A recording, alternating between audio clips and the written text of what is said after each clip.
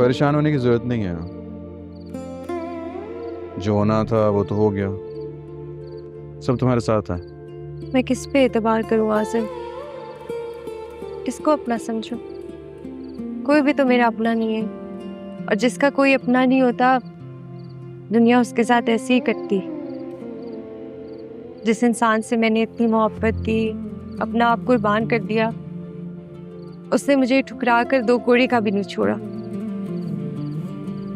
फिर मैं अपने आप को संभालने की कोशिश तो कर रही थी, लेकिन दुनिया के सवाल, उनकी नजरें मेरे दिल पे पत्थर की तरह बरसती थी। लोग सवाल नहीं करते थे, संसार करते थे, पूछते नहीं थे। हमदर्दी की आड़ में बावर करते थे कि कोई शख्स अगर मुझे छोड़ के गया तो उसमें मेरी गलती है। आसिफ, मैं एक लड़की हूँ। जितनी भी कामयाब हो जाऊं, ये दुनिया आपको मर्द के बगैर इज्जत नहीं देती।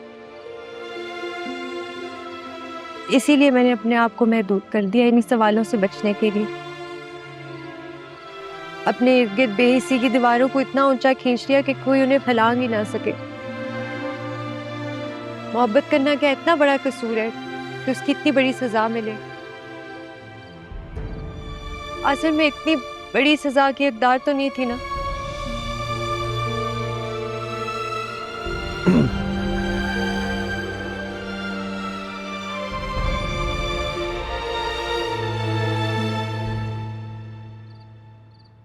हिबा,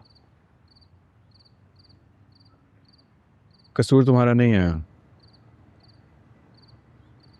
कसूर उन लोगों का है जिन्होंने तुम पे एतबार नहीं किया।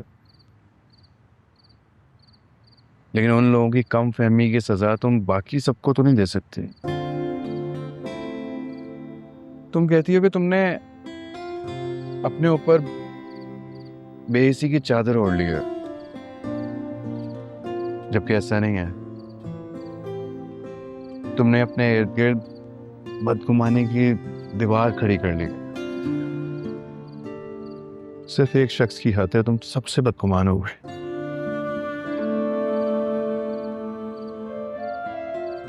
और तुम्हारे बाबा, उन्होंने तो कभी तुम्हें बोझ समझा ही नहीं।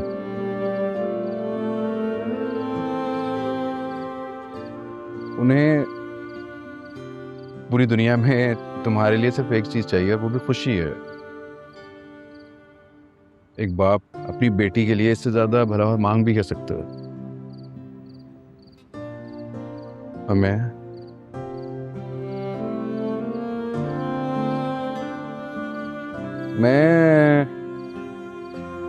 अपनी मोहब्बत की मिसाल भला क्या दूं तुम्हें?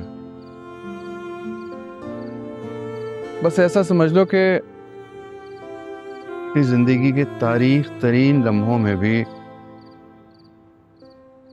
तुम्हारी मोहब्बत की रोशनी से रास्ते तलाश किए मैंने।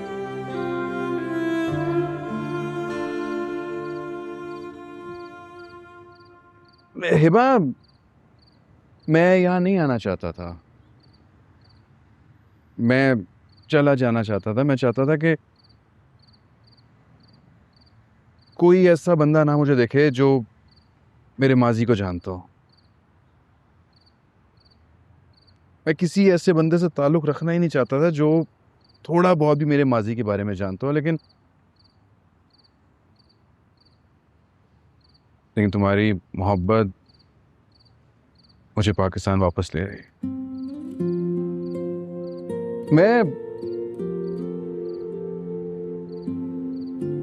मैं जानता था कि तुम कभी भी मेरी नहीं हो सकती, लेकिन मैं उस हवा में सांस लेना चाहता था जिस हवा में तुम सांस लेती हो। मैं उस जमीन को, मिट्टी को महसूस करना चाहता था जहां तुम कदम रखती हो। मैं उस दरख्त के नीचे बैठ के महसूस करना चाहता था वो सब कुछ, क्योंकि उस दरख्त के नीचे से तुम गुजरती होगी।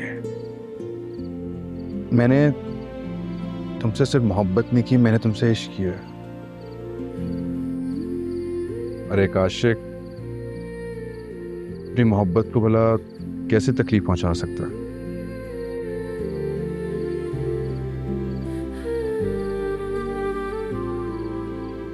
अंकल ने जब शादी का कहा तो मुझसे इनकार ही नहीं हुआ उस टाइम पे। मुझे समझ नहीं आई कि मैं क्या बोलूं उनको।